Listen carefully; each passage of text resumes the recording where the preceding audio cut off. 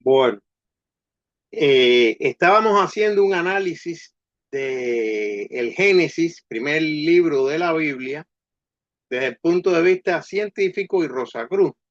Y hoy vamos a comenzar la tercera parte.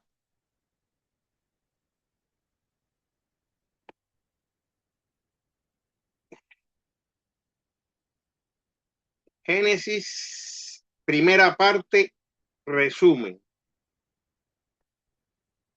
Vimos en el Génesis, en la primera parte, o sea, los 3 primeros capítulos del Génesis narran la historia de los 7 días de la creación del mundo, así como las especies de los 4 reinos existentes, y concluyen con el pecado original, la prueba de la desobediencia con sus consecuencias que trajeron al mundo el dolor, las enfermedades, etcétera, etcétera.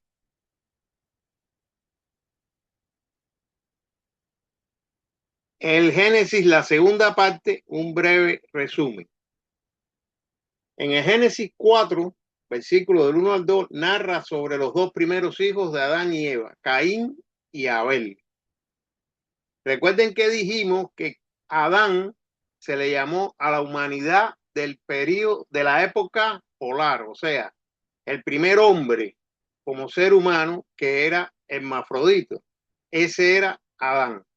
Poco después, cuando se separaron los sexos, se hicieron los órganos femeninos primero y llegó Eva. Posteriormente, cuando se hicieron los órganos masculinos, llegó Caín. Y después ya la unión entre una mujer y un hombre produjeron todos los demás hijos que se dicen. Recuerden que Adán y Eva no es un hombre y una mujer. Adán representa a la humanidad, Eva a las mujeres de aquella época. Génesis 4, del 3 al 16, narra la historia de las ofrendas de ambos hijos a Jehová y cómo éste vio con agrado la ofrenda de Abel, que era el resultado de la creación de Dios.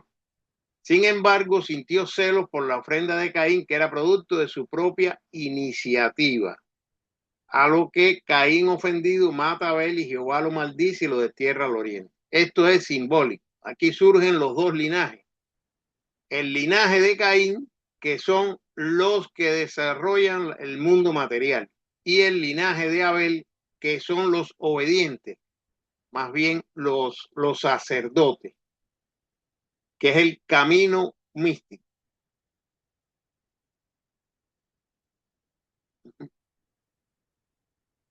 Génesis 4, 17 al 24 narra sobre la descendencia de Caín, estableciendo los 3 últimos, los oficios. Fíjense que son artífices de los metales y de las artes, o sea, los que construyen, los constructores. Génesis 4, del 25 al 26. Como se dice que Caín mató a Abel, se narra el nacimiento de Set, que en realidad el linaje es de Set. Y el otro linaje es el de Caín, que sustituyó a Abel y tuvo un hijo llamado Enos.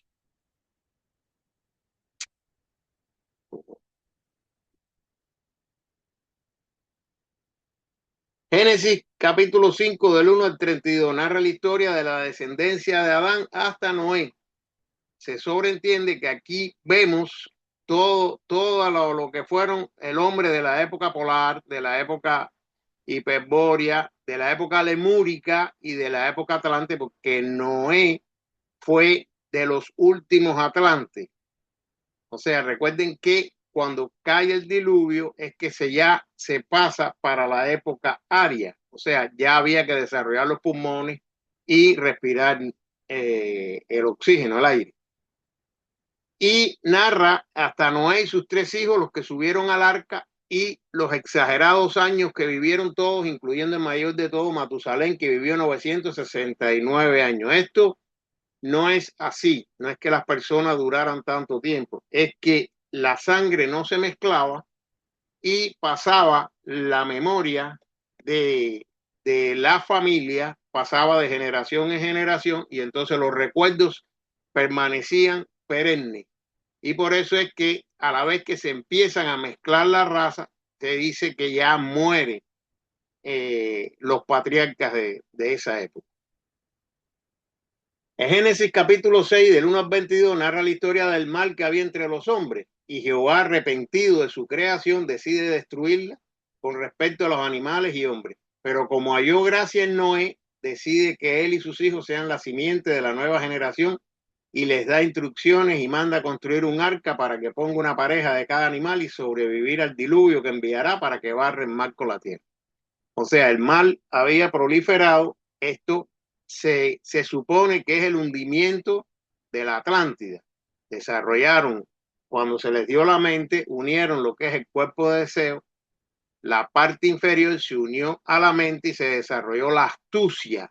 Y producto de esto ocurre el hundimiento de la Atlántida. Solo los pocos que desarrollaron los pulmones fueron los sobrevivientes, representado por Noé, sus tres hijos, las tres esposas de los hijos y la esposa de él.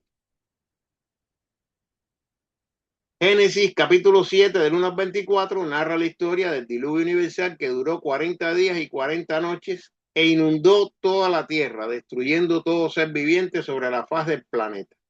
Cuando la tierra se enfrió, la densa atmósfera de nieblas ígneas se condensó y cayó en forma de lluvia, inundando las tierras y causando la destrucción de muchos seres vivientes. Esto fue lo que ocurrió, ¿no? Cuando se enfría la tierra, la atmósfera densa del vapor de agua que estaba ahí, porque la tierra como estaba ígnea, había vapor de agua en la atmósfera, se enfría, se condensa y cae en forma de lluvia y surgen, o sea, las distribuciones de las tierras, entonces cambian, hay más océanos, los océanos crecen por la cantidad de agua que cayó. Génesis capítulo 8 del 1 al 22 narra de cómo cesó de llover y las aguas bajaron, destruyendo todo ser vivo que Jehová maldijo. Debido a las fuertes lluvias y movimientos tectónicos, las tierras se hundieron y otras emergieron y el panorama cambió de como era antes. Génesis capítulo 9 del 1 al 17 narra el pacto hecho por Jehová con todo ser vivo que nunca más exterminaría a los habitantes del planeta con agua. Y por primera vez puso su arco, el arco iris sobre el cielo, y cada vez que caiga lluvia sobre la tierra, estará el arco en las nubes, y me acordaré del pacto hecho por Dios y todo ser viviente. O sea, Jehová hace un pacto y establece el arco iris como símbolo de ese pacto hecho con los hombres. Todo este es símbolo. En realidad, el arco iris se produce al están las gotas de agua en la atmósfera, actúan como prisma y refractan la luz solar. Génesis 9 del 18 al 29 narra la historia de cómo Noé, cuando finalizó el diluvio, se estableció y comenzó a avalar la tierra y plantó una viña y bebió el vino y se embriagó. Aquí es cuando a la humanidad se le da el vino. Es un símbolo que representa que el hombre tenía que centrar su interés en el mundo material. Y para eso se le da el vino, para que se duerma el espíritu y no piense en las cosas espirituales, sino en las cosas materiales. Y ahora vamos entonces con el Génesis, la tercera parte.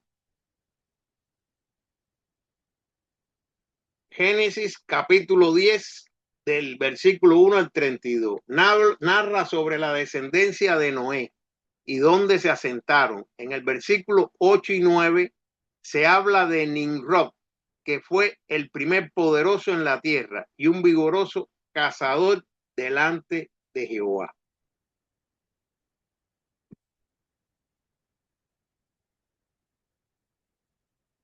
En la Biblia se llama al hombre Adán y se dice que fue hecho de tierra. Por lo tanto, Adán simboliza el hombre de la primera época, que era estado mineral. Por eso se dice que fue hecho de tierra. Se describe a Caín como agricultor. Caín simboliza al hombre de la segunda época. Tenía un cuerpo vital análogo al de las plantas que lo sustentaban. Época hiperbórea. En la tercera época, el alimento se obtenía de animales vivientes que sustituyó el alimento vegetal.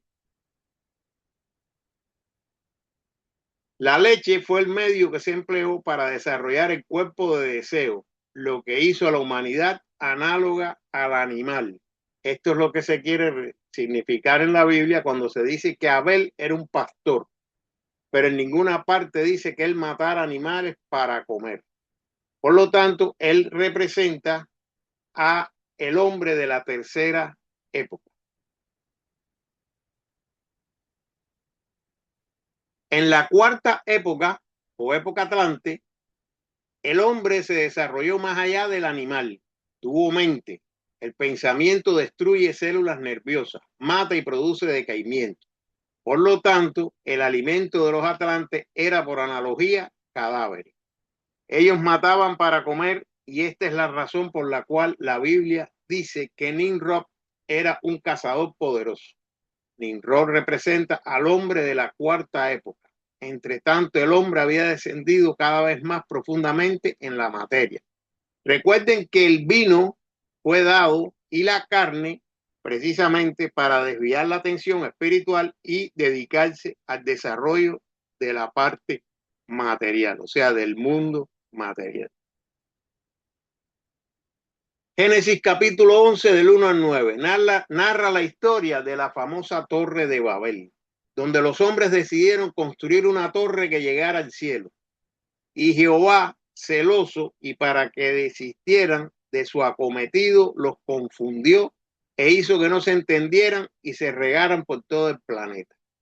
Esto está representado supuestamente, según la leyenda, estaban construyendo una torre y de buenas a primeras Jehová mandó el castigo de que unos a los otros no se entendían, hablaban diferentes idiomas o lenguas, como se decía.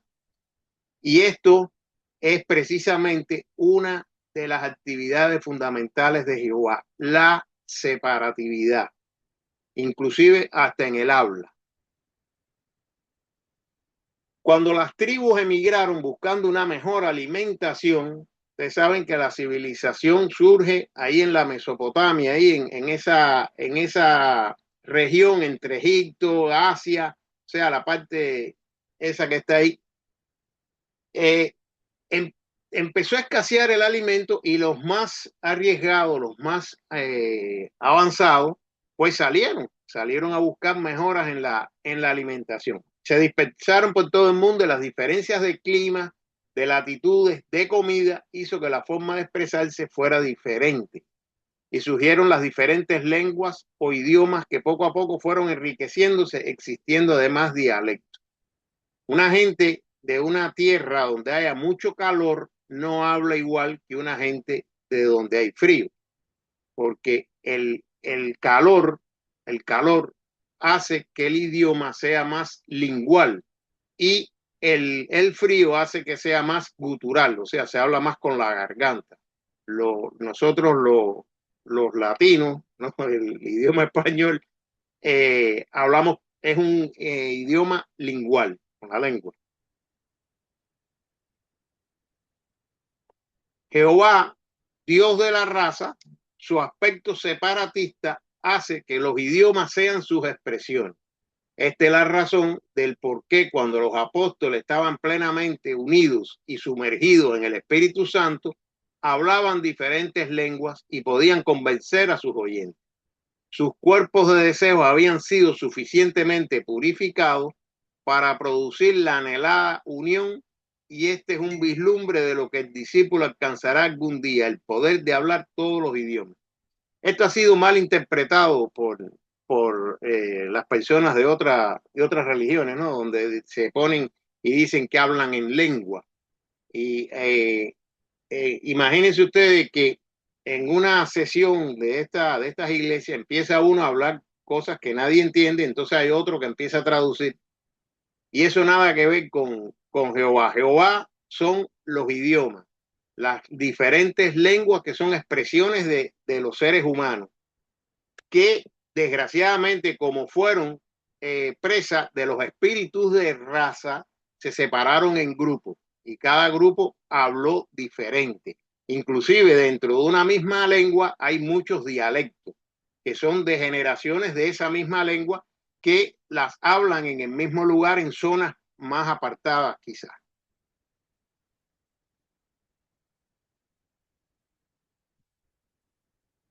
Génesis capítulo 11 del versículo 10 al 32, narra sobre la descendencia de Sem, hijo de Noé. Recuerden que Noé tenía 3 hijos. Pues Sem fue el hijo que dio lugar a Abraham. Génesis capítulo 12, capítulos del 12 al 18. Narra la historia de Abraham, el patriarca del judaísmo y su conexión directa con Dios Jehová. Después vamos a reflexionar un poco sobre quién fue Abraham, porque Abraham es el patriarca, el líder que se conoce en aquella época de los semitas originales, que fueron los que dieron lugar a la primera raza aria.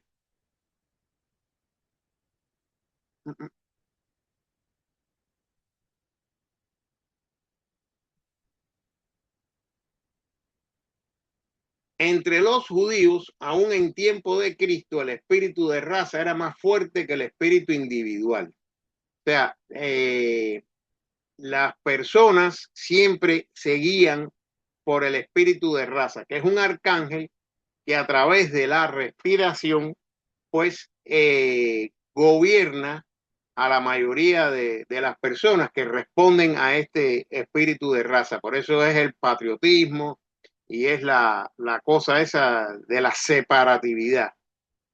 Cada judío pensaba en sí mismo primeramente como perteneciente a cierta tribu o familia. Su mayor honra era ser la simiente de Abraham. Todo esto era la obra del espíritu de raza. Eso fue lo que imperó en los viejos tiempos. El espíritu de raza dominando a los hombres y guiándolos como si fueran animales guiados por el espíritu grupo. Cuando empezó la humanidad naciente, estos espíritus de raza eran los que guiaban, igual que los espíritus grupos guían a los animales. A medida que el hombre va evolucionando, pues se va independizando poco a poco de este espíritu de raza. Todavía en la actualidad se responde a Jehová, a la separatividad, no al Cristo, que con su vehículo inferior, el espíritu de vida, el unificante espíritu de vida, quiere por todos los medios destruir esta separatividad y llegar a la fraternidad universal.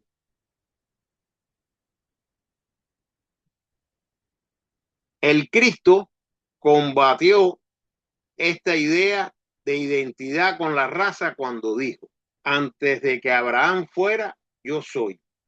El ego existió antes que Abraham. Abraham era la encarnación de un ego, de un espíritu. Él y los de raza judía que de él descendieron eran simplemente cuerpos, pero los egos que habitaban esos cuerpos existieron antes que la raza corporal. Así que Cristo aconsejó a sus oyentes el dejarlo transitorio y mirar a lo eterno. La humanidad comenzó en el periodo de Saturno, mucho tiempo atrás. Las formas comenzaron en la cuarta revolución del periodo terrestre, cuando Jehová y los señores de la forma hicieron al hombre, que fue el hombre de la primera época, en la época polar, que vivíamos en el polo del sol. Éramos mucho más gaseosos, éramos mucho menos densos, menos sólidos. Y desde el periodo de Saturno ya los seres, los espíritus existen. Entonces la separatividad fue producto de la forma. Por eso es que Cristo dice que el ego existió mucho antes que las razas.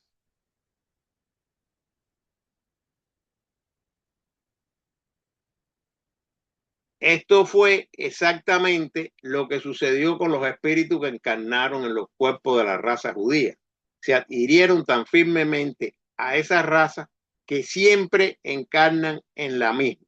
Una vez judío, siempre judío es su lema. Han olvidado completamente su naturaleza espiritual y se glorian del hecho material de ser la simiente de Abraham. Por lo tanto, ni son carne ni pescado. No han tomado parte alguna en el desarrollo de la raza aria. Y sin embargo, están más allá de los remanentes de los pueblos atlantes y lemúricos que aún tenemos entre nosotros. Se han convertido en un pueblo sin patria, una anomalía en la humanidad. Esto está un poco difícil de entender, pero es así. Ellos no se mezclan, ellos no se mezclan. Recuerden que la próxima raza, o sea, la última de toda la raza, va a salir de la unión de toda la raza. Fundamentalmente sale de la quinta raza aria, pero con la unión, la mezcla es lo que hace esa última raza. Los que no se mezclan se cristalizan y por lo tanto van desapareciendo.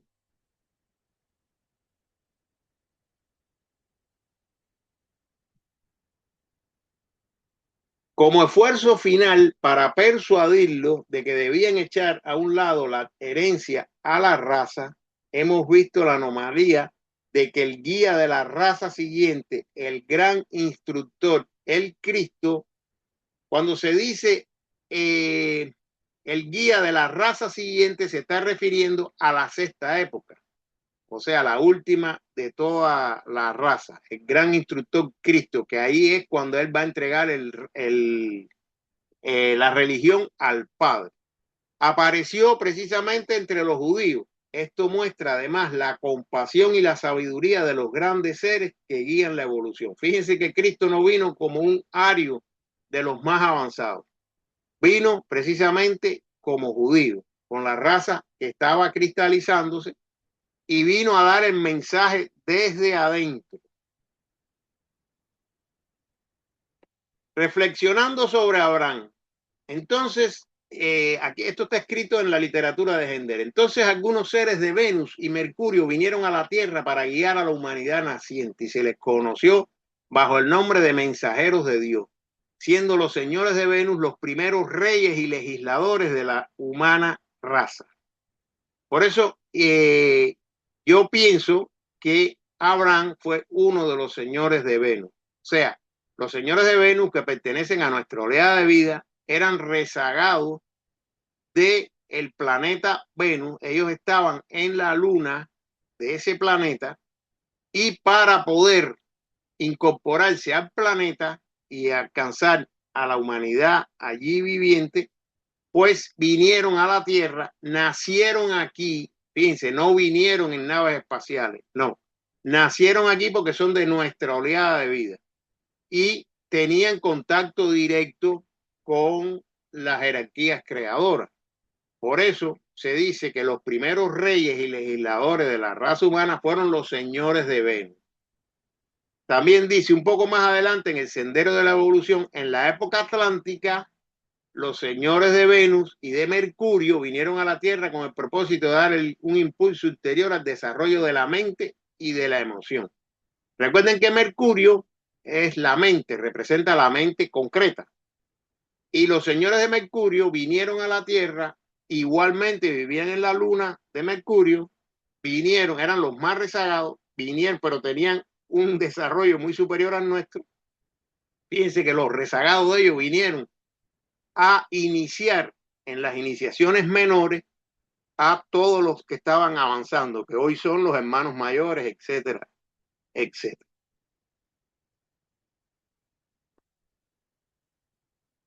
Los señores de Venus fueron los guías de la masa de nuestro pueblo. Eran seres inferiores de la evolución de Venus, los que aparecieron entre los hombres y fueron reconocidos como mensajeros de los dioses. Para el bien de la humanidad se prestaron a guiarle y conducirla, grado por grado. No hubo rebelión alguna contra su autoridad, porque el hombre no había desarrollado aún voluntad independiente. Recuerden que estamos hablando en la época Atlante, finales ya de la época Atlante, casi al principio de la época, con objeto de llevarlo hasta el grado en que pudiera manifestarse su voluntad y juicio, lo guiaron hasta que el hombre se capacitara para guiarse a sí mismo. ¿Qué pasó? Que estos seres enseñaron el camino. Y cuando se pensó que el hombre estaba preparado, bueno, dejaron que el hombre fuera el que reinara, pero reinó de una forma egoísta. Y aquella edad de oro terminó.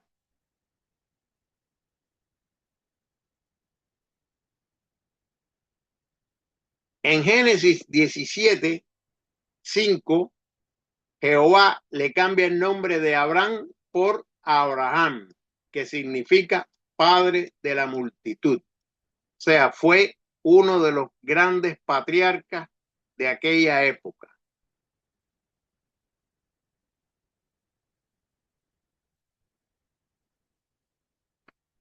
Génesis 19 narra sobre cómo dos ángeles enviados por Jehová destruyeron la ciudad de Sodoma por el uso abusivo y excesivo de la fuerza creadora. Esto es un poco, es muy simbólico y vamos a explicar un poquito más qué fue lo que sucedió aquí.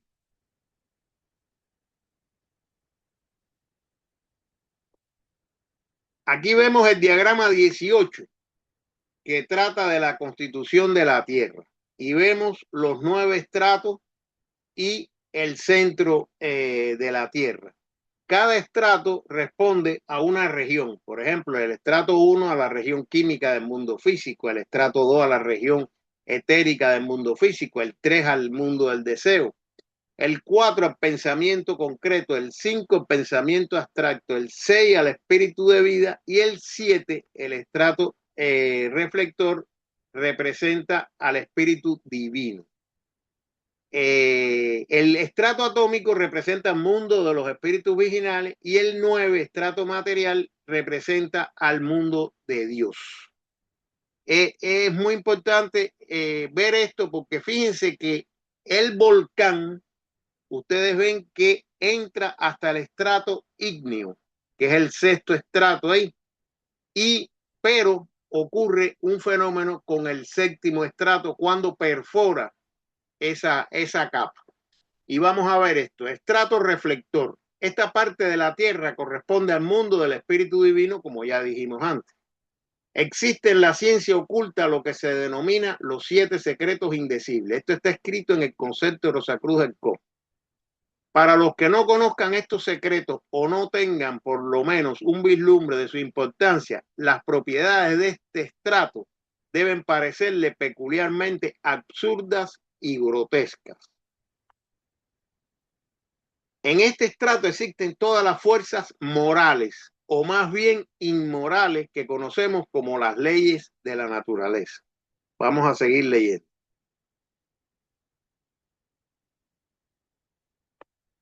Al principio de la carrera consciente del hombre, estas fuerzas eran muchísimo peores. Los cataclismos de aquella época eran muy superiores a los que se conocen hoy en día. Eran muchísimo peores que actualmente, pero parece que conforme la humanidad progresa éticamente, estas fuerzas mejoran correspondientemente y cualquier relajamiento que se produzca en la moral tiene cierta tendencia a desencadenar estas fuerzas de la naturaleza, provocando caos terribles en la tierra, mientras que el anhelo y la lucha ferviente por altos ideales se convierte a esta fuerza en menos enemigas del ser humano. O sea, a medida que la humanidad vaya evolucionando, estas catástrofes van a ir disminuyendo.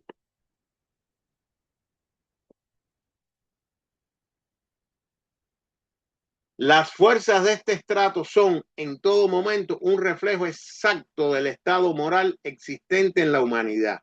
Desde el punto de vista oculto, la mano de Dios que castigó a Sodoma y Gomorra no es una superstición estúpida, porque así como existe una responsabilidad individual para la ley de consecuencia que atrae a cada persona los justos resultados de sus obras, eso todos estamos claros en eso, sean buenas o malas. Así también existe una responsabilidad comunal y nacional que atrae sobre los grupos correspondientes de seres humanos los resultados ineludibles de sus actos colectivos.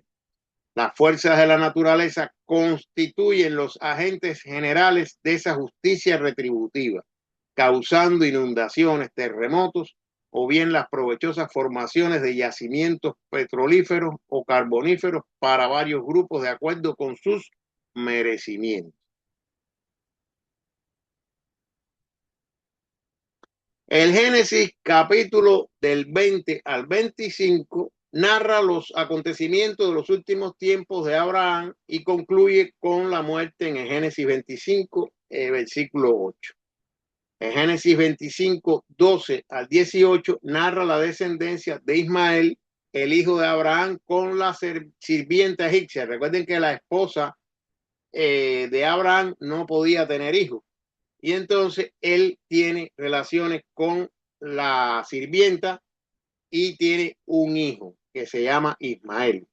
Y después en el Génesis 25, 19, 34 narra la descendencia de Isaac, el hijo legítimo de Abraham hasta Jacob. Después vamos a ver toda esta descendencia, las 12 tribus que representan, cómo está relacionado con la astrología, etcétera, etcétera, etcétera. Y hasta aquí la presentación.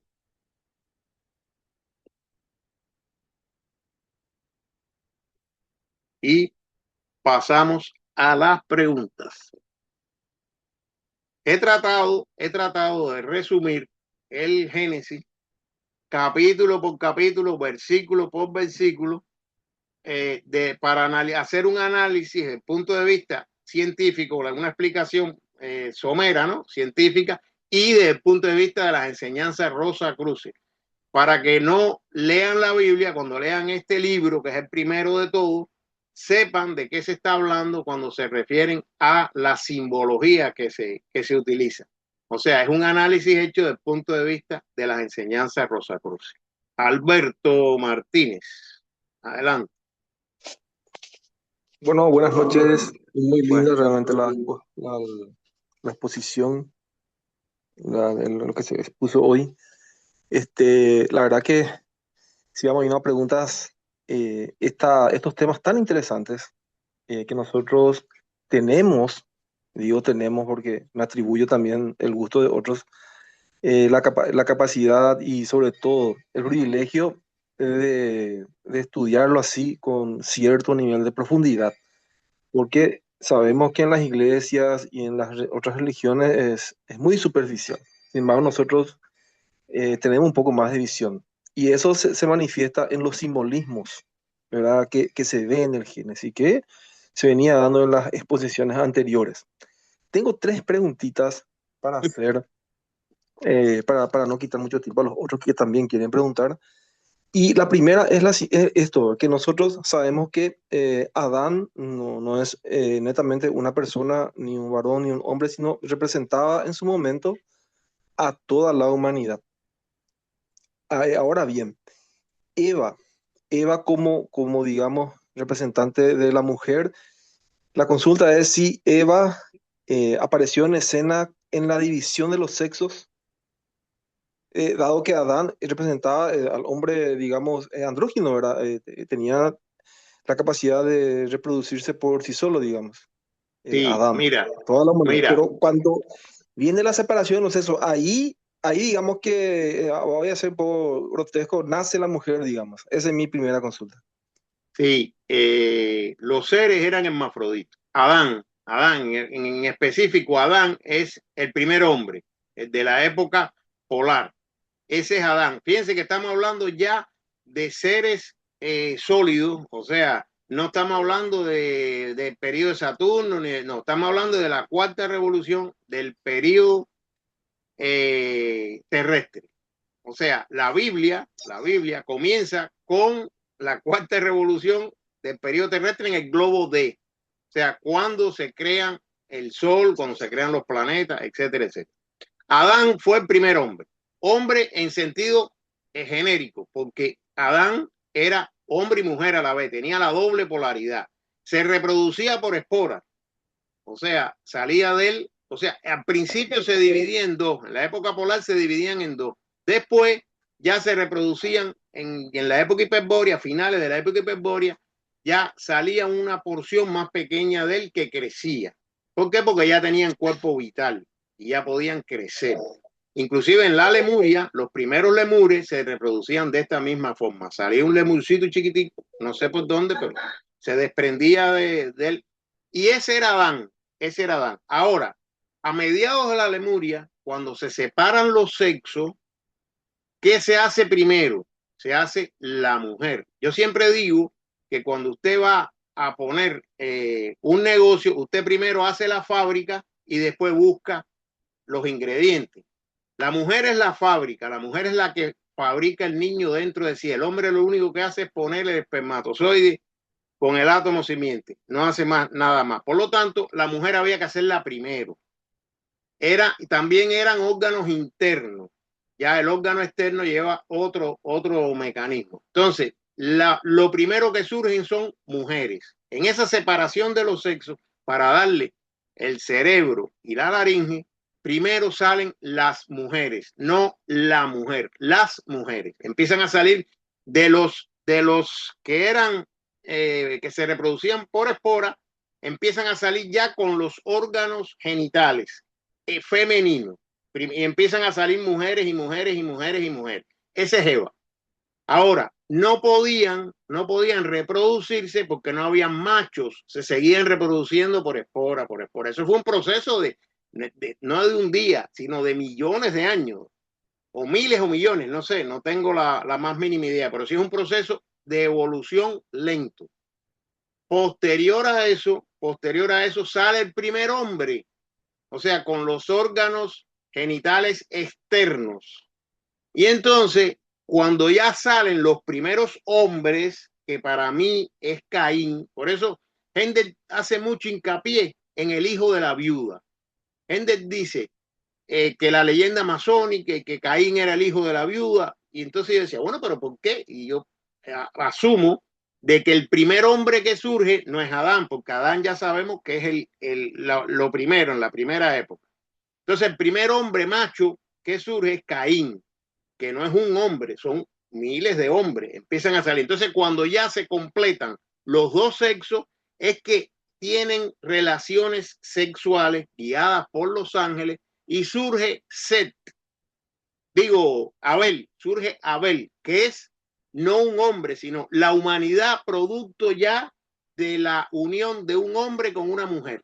O sea, por eso Jesús se le dice que es el hijo del hombre, cuando Cristo también se le dice, porque Cristo ocupa el vehículo de Jesús, por eso se dice, porque es del linaje de Abel, de Set.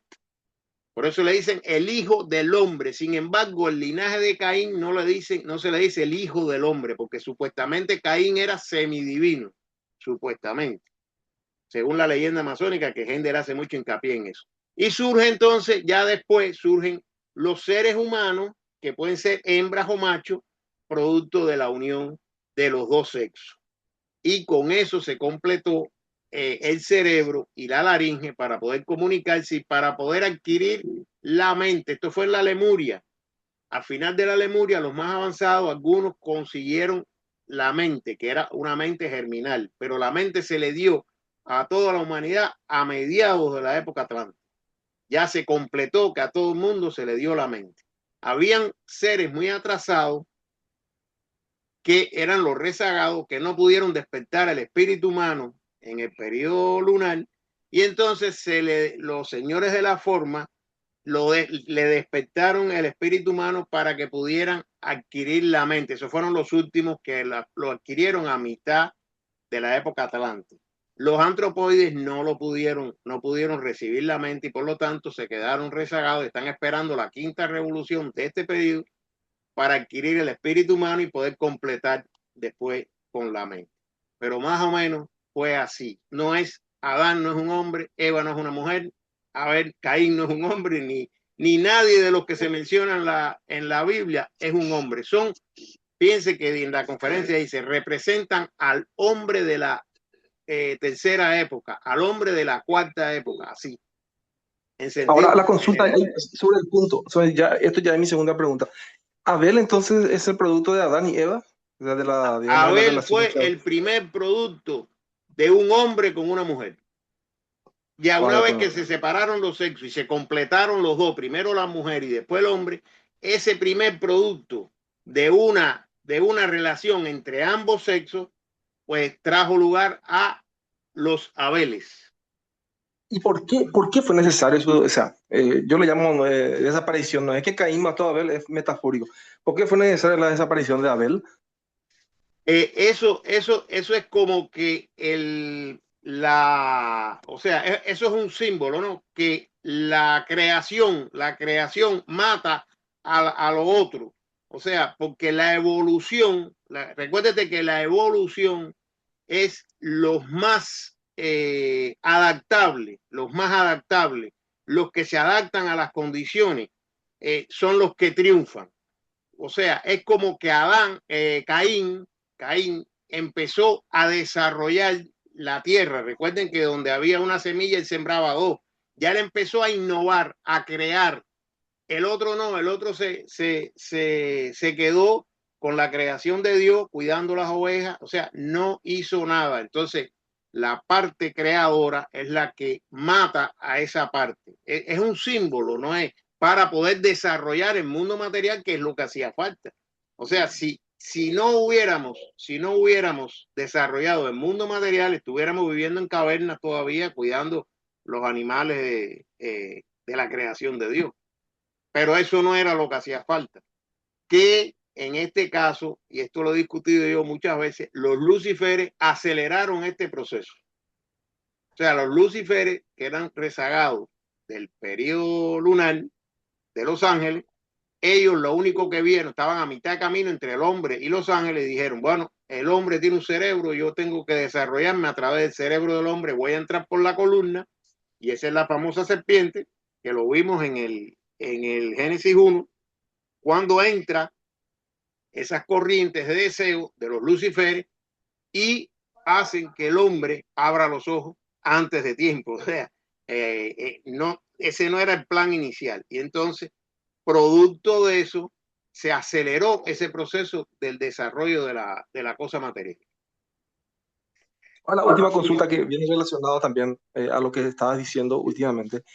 Eh, para la filosofía de Rosa Cruz, digamos, ¿cómo se define el término de pecado original? Porque si bien obviamente el hombre ya desarrollaba el libre albedrío en su momento, entonces fue la elección del hombre, digamos, dejar entrar a los espíritus luciferes para el desarrollo del mundo material, el tema de la independencia de los sexos, de procrear cuando, guiado siempre por ángeles, pero no cuando ya decidía el hombre, digamos, en la separación de los sexos, digamos. A lo que voy es que, si bien nosotros le decimos a Jehová, al ángel Jehová, sin embargo, gracias a eso también desarrollamos algunas capacidades, potencialidades, la conciencia sobre todo. Entonces, ¿a qué se refiere el pecado original? Ese término pecado, como si fuera que hicimos algo malo o algo El funesto. pecado original fue precisamente, los ángeles eran los que guiaban esas relaciones para que los cuerpos vinieran sanos y puros. Pero, pero al venir a los espíritus luciferes, al tratar de entrar y abrirle los ojos al hombre, le dijeron, oye, si tú lo haces cuando tú quieras, no vas a morir, te vas a convertir en Dios. Y entonces cogieron a la mujer, porque la mujer tiene lo que es la imaginación, y atacaron por ahí, porque el hombre lo que tiene es la voluntad. Entonces, todo esto es simbólico, todo esto es simbólico. Ahora no estoy diciendo que la mujer fue la culpable del pecado original, fue así. O sea, entraron por la parte imaginativa y entonces desobedecieron, porque ellos tenían que obedecer a los ángeles, que eran los que los guiaban. En aquella época, tener relaciones no es como hoy en día. O sea, aquello era un sacrificio. Pero los espíritus luciferes fueron penetrando y fueron haciendo ese acto mucho más placentero, porque si no, si constituye un sacrificio, dolor y etcétera, etcétera, pues la humanidad no se reproducía. Entonces hubiera problema con eso, pero se hizo de una forma placentera. El sistema nervioso se fue adaptando y se fue habiendo más terminaciones nerviosas en esa zona para que fuera mucho más placentero. Y entonces el hombre cayó en esa tentación, como hoy en día. O sea, si usted quiere lograr un desarrollo espiritual bien, avanzar espiritualmente, usted tiene que ir dejando ya de pensar en lo que es las relaciones sexuales, si quiere de verdad avanzar en el camino sexual. No, no es el celibato obligatorio impuesto, es el celibato por conciencia, por desarrollo espiritual. Usted tiene que ir dejando ya de pensar en eso, porque por eso es que caímos. Y entonces ahora tenemos que levantarnos. Y eso es una de las cosas que dice, se exige, por ejemplo, para el discipulado y para las Muchas iniciaciones. gracias. Para las iniciaciones, sí. Para las iniciaciones. Bueno, muchas gracias. Fíjate que hay un esquema en el concepto de Rosa Cruz del Cosmos que dicen que el iniciado, o sea, el místico y el ocultista, dicen la fuerza sexual no empleada. Y en el adecto ya se dice equilibrio completo, no, la fuerza no baja, no baja, va del corazón al cerebro y del cerebro al corazón. Sin embargo, en el místico y en el ocultista sí baja hacia los genitales. Pero, fíjense que dice fuerza sexual no empleada. En algunos casos se autoriza a tener relaciones para procrear un ser, como fue el caso de María y José, que tuvieron relaciones para tener a Jesús, que era el ser más puro. Fue un acto sexual sin pasión, como se dice en el concepto. Esto es muy difícil de entender, pero un iniciado está a un nivel muy por encima de mí, por ejemplo. Y para ellos debe ser relativamente muy fácil tener relaciones sexuales sin pasión, esa pasión animal que es la que caracteriza a esa función. Paula está con la mano levantada, Marco. Adelante. Buenas noches, mucho gusto con todos. Impecable la ponencia, felicitaciones. Qué lindo escuchar. Gracias por compartir tanta sapiencia. Tengo tres preguntitas también, porfi, si me pueden sacar del desconocimiento intelectual. En primer lugar, en la retroalimentación, usted habló sobre, creo que fue, corríjame si estoy equivocada, pero habló de que por la mezcla de las razas se perdió creo que era el puro conocimiento, ¿verdad? No, Habló de no, que, sí, o sea, antiguamente las razas no se mezclaban y la memoria, vamos a decir así, la memoria pasaba de sí, generación en generación. la Entonces, por memoria. eso se decía que Adán vivió tantos años y que Matusalén Ah, vivió tantos años, etcétera, porque no era en realidad un hombre, sino que se transmitía de generación en generación por la sangre sin mezclar. Entonces, esa memoria iba transmitiéndose de generación en generación. Cuando empezaron las mezclas, ya se acabó con eso, entonces ahí se decía que murió Matusalén, que murió eso, de los patriarcas de aquella época. Pero no es que ellos vivieran tantos años, sino que la memoria se mantenía por la pureza de la sangre. era como una genealogía que se iba reciclando a viva voz más o menos. Y la memoria se mantenía viva, eso. Sí, sí. Genial. Gracias. Y la otra pregunta es si me puedes sacar, porque yo busqué muchísimo ya mi bibliografía y cuando hablamos de la raza azul nos referimos a nosotros que vivimos todos acá en América. Así es. Y cuando Eh, hablamos de la raza roja y después la raza amarilla, por favor, si me pudiera dar luz sobre ese tema. bueno, a mí no me gusta mucho tocar esos temas porque puedo herir sensibilidades, pero voy a decir lo que dice Max Hendel en el concepto de Rosacruz del Cobre. Los lemures constituyeron la primera raza, que eran menos que un mono, eran una cosa extrañísima, unas extremidades largas, etc. Después vino las razas atlantes, que fueron siete razas atlantes. Los Moal, los Tlavaltlis y una serie de razas que no recuerdo los nombres, pero bueno, la quinta raza Atlante, que fueron los semitas originales, fueron los que dieron lugar a las razas arias. Pero después de la quinta raza vino la sexta raza y la séptima raza, que fueron los, creo que son, si no mal no recuerdo, los toltecas y los mongoles, que son los que dieron lugar a la raza roja y a la raza amarilla, que son remanentes de los atlantes, o sea, los chinos y los indios latinoamericanos, no indios de la India.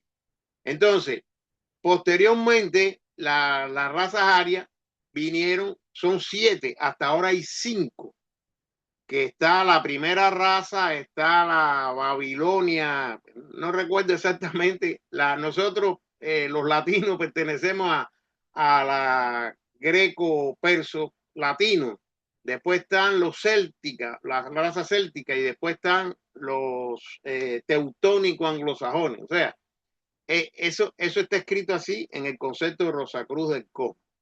Hoy en día no hay razas. Ya hoy en día, razas puras los judíos nada más, que ellos no se quieren ligar. Pero lo mismo, yo me hice el test de ADN de eso y yo tengo 30% de 30 y pico de español, de portugués, de africano. Yo tengo una mezcla de mucha raza. Por lo tanto, razas puras ya no existen. Y eso es precisamente lo que se quiere, la mezcla. Porque los más rezagados, y no voy a hablar de color de piel ni de nada de eso, voy a hablar, los más rezagados espiritualmente necesitan arquetipos no avanzados, sino rezagados. Entonces, cuando se mezclan, ya no se necesitan arquetipos tan rezagados, sino ya como están mezclados, necesitan arquetipos más avanzados. Y entonces la forma va evolucionando también. Las razas más atrasadas, como por ejemplo hay algunos salvajes que viven en zonas inhóspitas y eso, ya esos tienden a desaparecer. Poco a poco van desapareciendo y van renaciendo en seres más adelantados, espiritualmente estoy hablando. Y entonces así es como funcionan las razas. Pero hoy en día ya no existen razas puras. Encontrarte no sé, un celta puro, no existe. Ni un anglosajón puro. Los anglosajones ya se están mezclando. Aquí en Estados Unidos hay una mezcla que aquí lo mismo tú te encuentras, un americano casado con una china que un africano con un alemán, con una alemana. Eso ya, todo eso se está rompiendo, esos esquemas de la raza, porque hace falta que ya, por ejemplo, si un chino se une con un anglosajón, el hijo que nace, ¿a qué espíritu de raza responde? Ya tiene de los dos. Entonces, eso es lo que se quiere, que los espíritus de raza se queden sin trabajo. No puedo entrar porque este tiene la mitad de este, entonces se forma el lío y lo que se quiere es que no se responda a raza, que se responda a la fraternidad universal. Ese es el objetivo de la unión de la raza. Además, recuerden que, por ejemplo, cuando se unen dos hermanos, si se tienen una unión, dos hermanos, los niños nacen con problemas. O sea que la evolución lleva a eso, a que se mezclen de diferentes sangre. Las mismas sangre ya no se pueden mezclar porque producen seres con problemas. Entonces, la misma evolución lleva a eso. Y ya entendí, gracias. Y la tercera pregunta es, ¿qué diferencia o para usted qué significado tendría cuando yo hablo de Lucifer, si yo hablo del diablo y si yo hablo de estas tres figuras? Bueno, sabemos que son simbólicos, ¿verdad? Lucifer, diablo y Satanás. ¿Cuál sería la diferencia entre esas tres simbologías? Si nos pudiera Bueno, compartir, por favor. mira, la Iglesia Católica no difiere entre Lucifer, Satanás, el diablo, etcétera. No se difiere. Nosotros sí. Lucifer es la representación de los ángeles rezagados. O sea, Lucifer lo pintan con cola, con tridente, con cuernos, etcétera, pero nada que ver con eso. Lucifer no tiene figura física porque nunca tuvo cuerpo denso. Lucifer es el linaje, o sea, los hijos de Caín, y esto por eso es que a nosotros nos acusan de ser hijos del diablo, porque nosotros, quien nos metió en esta cuestión de desarrollar el mundo material fueron los luciferes. Los luciferes fueron los que indujeron a Caín a desarrollar el mundo material y nosotros somos del linaje de Caín. Entonces, pero Lucifer no es el diablo. El diablo es Satanás. Satanás sí que se considera inclusive Händel habla de Saturno y lo compara con Satanás porque es la parte maléfica. Sí, los luciferes trataron de imbuirnos en nosotros la conquista del mundo material, desarrollando precisamente esa parte que, o sea, olvidándonos del espíritu y llevando a la materia. Nos dieron el hierro en la sangre, o sea, Lucifer hizo su trabajo y no se debe, inclusive dice que el arcángel Miguel, está escrito así, no denigró ni de Lucifer. Inclusive se llama ángel de luz. Los ángeles se identifican con el agua. Sin embargo, los luciferes se identifican con el fuego, que es otro elemento. Por eso los artífices, los herreros, son hijos de Caín, porque son los que trabajan precisamente con el hierro, que proviene del planeta Marte, donde están los luciferes. Entonces, no podemos ver a Lucifer como el malo de la película. Satanás sí es la representación del mal. Por ejemplo, hay un ser que tenemos nosotros que se llama el guardián del umbral. El guardián del umbral es una entidad, es un elemental creado por nosotros con todo el daño que hemos hecho, con todo lo malo que hemos hecho. Hemos creado ese ser. Y el Satanás es precisamente la creación de todo el mal que ha hecho el hombre. Los hombres, en sentido general, han idealizado a Satanás, que es la representación del mal, no Lucifer, que es el espíritu de luz, que es un rezagado de los ángeles. Esa es la diferencia para los Rosacruces. Y por otro lado, cuando leemos en Génesis, dice, hay una parte donde dice, la tierra estaba vacía y la tierra estaba en desorden, dice. O sea, la tierra, o sea, que ahí en Génesis dice, estaba vacía. Entonces yo me imagino siempre cuando leo vacía es en relación a que no había nada, o sea, nada, ¿verdad? Pero cuando dice en desorden, ¿por qué habla? Esa parte siempre a mí me llamó la atención. Te voy a explicar. Cuando la Tierra sale, los planetas, ya eso la ciencia ha aceptado que salen del Sol, salen expulsados del Sol. Lo que salió fue una bola de fuego. En una bola de fuego no hay mucho orden. O sea, eso, una tierra ígnea, o sea, en ignición, ahí no, ¿qué orden puede haber en una masa que está ardiendo? Entonces, todo es simbólico, Estaba vacía en el sentido de que no habían formas todavía. Estaba la masa ígnea, que ya eran los minerales.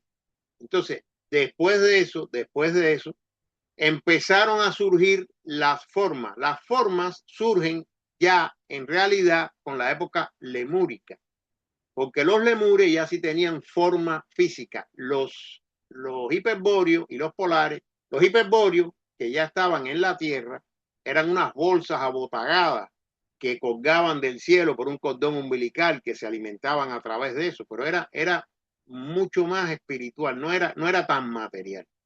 Entonces, por eso se dice que la tierra estaba vacía, no habían plantas. En una tierra que era un fuego, no puede haber plantas, no pueden haber animales.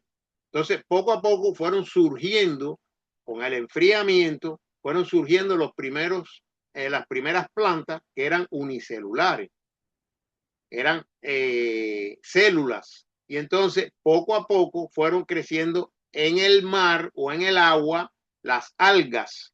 y esas algas dieron lugar a otras especies y así fue evolucionando la Tierra. En la Biblia está explicado en 7 días, pero fueron millones y millones de años. Eso no se hace en un día, no se hacen los vegetales. O sea, todo es simbólico, simbólico. Entonces, después empezaron los animales unicelulares que surgen en el agua. Y entonces de ahí empiezan a salir del agua, y empiezan los anfibios, los reptiles, y todo va evolucionando. Y a la par, el hombre, que fue creado primero desde el punto de vista espiritual, en el periodo de Saturno, pero desde el punto de vista material fue el último que se creó. Por eso en el Génesis hay 2 historias. Está la primera historia de la creación del hombre primero y está la otra historia de la creación del hombre último. Entonces dice que Adán, cuando lo creó, estaba solo y entonces le hizo la compañía a Eva. Pero eso no es así, de que yo le saco una costilla y en un momentico del barro hago, todo eso es simbólico. Todo es miles y miles de años de evolución.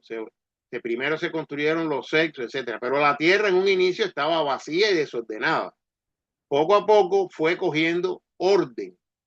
Fueron separándose las tierras de los mares, surgieron las plantas, después surgen los animales y por último surge el hombre. O sea, los minerales primero, vegetales, animales y el hombre. Entonces hay un orden ya, hay una organización, se establece una cadena alimenticia. Los animales se alimentan de las plantas y así sucesivamente. Las plantas se alimentan de los minerales y el hombre se alimenta de los animales. O sea, se establece ya un cierto orden. Muchísimas gracias. Me llevo mucha luz y de verdad gracias por la paciencia y también por la sapiencia compartida. Buenas noches con todos. Acuérdate que el cosmos es un orden puro. O sea, los planetas están girando y nunca chocan y no llevan millones de años los planetas del sistema solar y de todos los sistemas solares que hay por ahí girando alrededor del Sol y no se para ninguno, no se va fuera de la órbita, todo responde a un orden. A Paula quiero, ahí nomás, un segundito, quiero responderle sobre la diferencia entre Lucifer y Satanás y el diablo.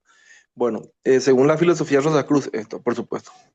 El Satanás o diablo es la representación de la desarmonía total, el que trata de desunir la mente y el corazón, trata de destruir todo. Por eso es la representación, como dije acá, hermano Marco, de todo el ego inferior que queda ahí, que no puede unir mente y corazón, que destruye todo. El ego inferior destruye todo. Ese es Satanás. Por eso que es lo opuesto a Dios, porque Dios lo que hace es lo contrario. Une el Padre y el Hijo, la mente y el corazón. Sin embargo, los espíritus luciferes son ángeles caídos, un poco juguetones, digamos, son creativos, trabajan en la mente, desarrollan, crean, construyen de alguna manera algo, construyen de manera, y el otro es totalmente crear la desarmonía total, se dice el símbolo de la infelicidad, pero es por eso, porque trata de desunir la creación, la mente y el corazón, de crear desarmonía siempre, y trabaja con nuestros egos inferiores, de manera que si nosotros queremos vencer, como yo siempre digo, a nuestros demonios, es trabajar con nuestro ego inferior. Gracias. Gracias. Alberto, llevamos 1 hora y unos minutos. Sí, ¿Tú quieres cerrar y después seguimos conversando? y seguimos con las preguntas. Ningún problema. Por favor, pudieras proyectar la oración del estudiante para que ahora un varoncito nos haga el favor de leer.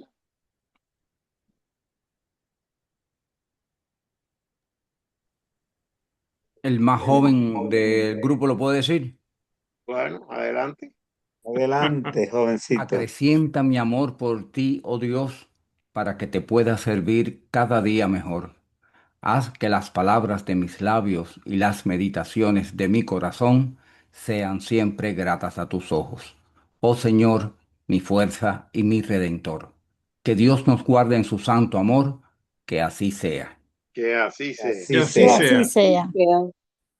Oración por la fraternidad. Te pedimos, Padre, porque la Fraternidad Rosacruz de Oceanside, California, se constituya en el centro espiritual más eficiente del mundo y ayude a apresurar el día de la liberación de Cristo. Te pedimos muy especialmente bendigas a los trabajadores de la sede central y a todos los centros, grupos y miembros de la fraternidad para que día a día se fortalezcan y para que lleguen voluntarios que ayuden a hacer realidad la visión de Max Heindel, según la cual vio a nuestra sede central y una larga fila de personas viniendo de todas partes del mundo para recibir la enseñanza y saliendo de allí luego para llevar el bálsamo a los afligidos de cerca y de lejos. Que así sea. Que así Que sea. así sea. Que así sea.